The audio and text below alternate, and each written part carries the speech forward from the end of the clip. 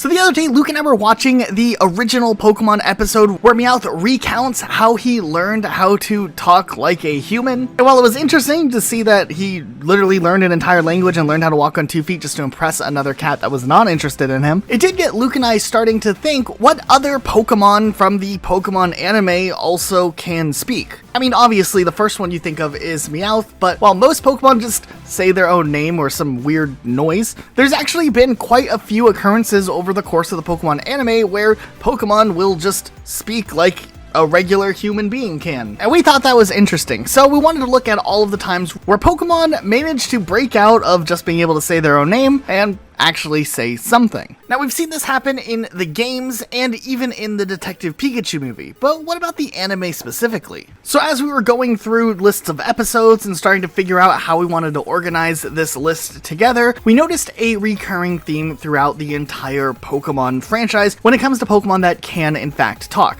Now, there already are multiple occasions where we've seen Pokemon utilize telepathy to communicate to human beings in one way or another. Mewtwo from the very first Pokemon movie is a great example. His mouth doesn't move, he's just talking right into people's foreheads. In the second Pokemon movie, we do see that Lugia also can speak to Ash through telepathy, but in that same movie, we do see a talking Slowking. And at first you'd be like, yeah, psychic Pokemon, it's using telepathy, but no, it's just talking with its mouth like normal. So maybe it taught itself how to speak with psychic powers, but I'm pretty sure it's just straight up talking here. Okay, and sure, there's a bunch of other instances of psychic type Pokemon that also use telepathy to talk, like Max's Ralts or Jirachi from Wishmaker. But one of the earlier episodes does have something a little bit more unique when you watch the episode The Ghost of Maiden's Peak. This Ghastly is just straight up a villain in this movie, just haunting around and being kind of terrible. And the voice acting not only is really on point and menacing in a weird, spooky, creepy way, but also it's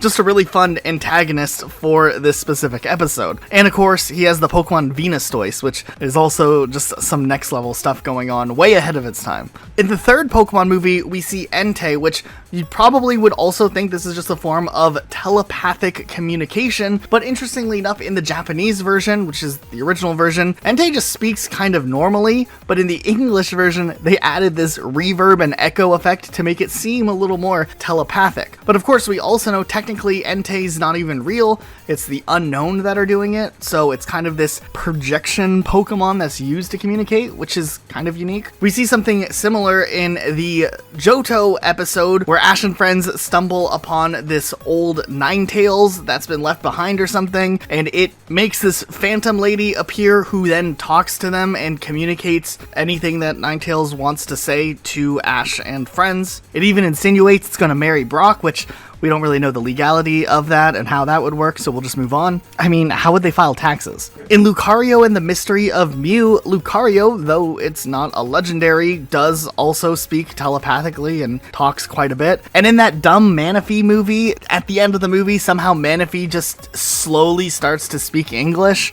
or whatever language, depending on what localization you're watching it in, and it screams out "I love you" to May. We also know the Pokemon Chatot, which is interesting because it repeats human language like a actual real-world parrot, so we weren't too sure if this one should count, but it's kind of fun, so we'll count it here. And then as we move into some of the later movies, it seems like with Pokemon, it just is very commonplace for Pokemon to somehow communicate in one way or another, most of the time using telepathy, like Zorua uses telepathy, and we can even see Arceus using telepathy. Zekrom, Reshiram, Kyurem, Keldeo, Cobalion, Terrakion, Virizion, all of them. They use telepathy to communicate in one way or another. Genesect and his entire army can use telepathy while they're at it. We see a bunch of telepathy just going on in the Diancie and the Cocoon of Destruction movie. But actually, one of my favorite specials that has talking in it is maybe the Pokemon Mystery Dungeon series, which is definitely a spin-off from the main thing. But the voice acting is, especially in the English dub, just so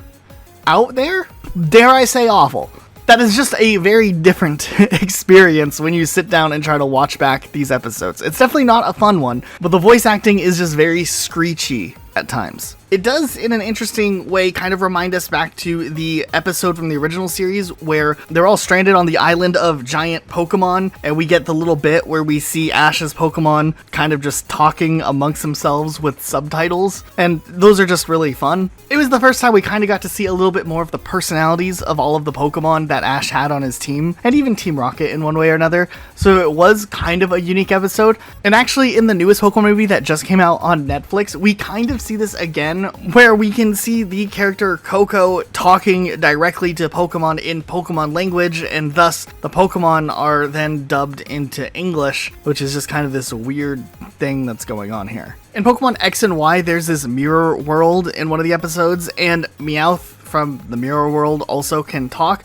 And also in just some of the more recent things that we've seen, like Hoopa and Volcanion in movies, also used telepathy and some forms of human speech as well. I always thought it was kind of weird how the Rotom Pokedex and Pokemon Phone can speak English just normally. I get that technically it's the Pokemon Rotom fused with some sort of electronic device, but just the fact that it just speaks, and has its own interests and goes off and does its own thing at times is kind of a weird take for the Pokemon Rotom. And then of course we all remember the iconic Pikachu dream sequence from the I Choose You movie special. I just remember seeing clips circulating online when that movie was in theaters, and someone filmed the moment where Ash has the vision of Pikachu speaking. Why won't you get in your Pokeball? It's because... What the fuck? I always want to be with you. And when the movie first aired, people didn't realize that was a dream sequence. So there was a lot of confusion about the fact that Pikachu just started talking randomly in a remade section from the very first episode of the Pokemon television series. Also in the Pokemon Sun and Moon episode, The Prism Between Light and Darkness, Naganadel uses telepathy to communicate, and a few episodes later we even see Kartana talk a little bit as well. Okay, then there's also this really interesting and more unique episode that doesn't explicitly have a Pokemon talk, but we're still going to count it because there is something weird going on here. In the Master Quest episode Address Unknown, there's this whole sequence and storyline where Ash, Misty, and Brock get teleported into this other dimension, and at first they think they're in this unknown dimension, but soon learn that they're actually in Ash's Larvitar, or the Larvitar that Ash is taking care of. They find their way into his subconscious. It's a little weird, and there's some bizarre stuff that happens throughout this episode, but there is a part where they're trying to figure out what is really troubling Larvitar, and they can hear the thoughts of the Larvitar calling out to its mother. So we do count it because it is translated into English while they're inside of the mind of Larvitar, which is just a crazy theory in itself, but yeah, this is definitely a weirder episode, but it is kind of interesting that we hear Larvitar's thoughts for a brief moment. In Pokemon Journeys, there's this one really short sequence where Ash and Go are talking about Beautifly, and just for a brief moment we see like this imagination side flash type thing, where we ultimately see Ash as a Beautifly, and it's kind of bizarre. Then in Pokemon XYZ, there's the episode Dream a Little Dream from Me, and this episode just is so bizarre. It involves Darkrai kind of infecting these dreams that are real but not real at the same time, and Pikachu's freaking out, Meowth is freaking out, and then all of a sudden Ash and his friends are turned into Pokemon, and they're talking but they don't realize that they're Pokemon, even though they do realize they're Pokemon. It just seems normal to them that they're Pokemon, and then later on in the episode we can find out that these Pokemon can just evolve almost at free will. They try fighting this giant fire thing. I don't know, this whole episode is just very unsettling. It definitely drops into the uncanny valley once or twice in its own right, but it is an interesting approach on how they just decided to kind of make this absurd episode that does work well in its own right, in leading to feelings of uneasiness rather than necessarily trying to make an over-the-top scary type episode. And it does work pretty well, but it is odd just hearing Ash and friends talk because they just sound very weird. Especially the Froakie. Okay, and then while we're just talking on the subject of bizarre episodes, this one doesn't quite count because there aren't talking Pokemon in this episode, but there are humans talking Pokemon in this episode, or one specifically in the episode The Poke Spokesperson. Now, honorable mention to that one episode with the Kangaskhan kid who apparently could understand Kangaskhan. That was one thing, but this thing is different because we just have this guy who just shows up and starts talking normally, but then also just says Pikachu a few times and acts like he's having a conversation with the Pikachu. And then he tries to charge them for money to power up Pikachu because he says that Pikachu is feeling too tired. Legit, this whole guy is just a scam artist. They do this whole further on story, developing his backstory and all of this. I'm not buying it. I just love this idea that he is this scam artist. Officer Jenny's after him, and Ash even is like, hey, the feds are looking for you.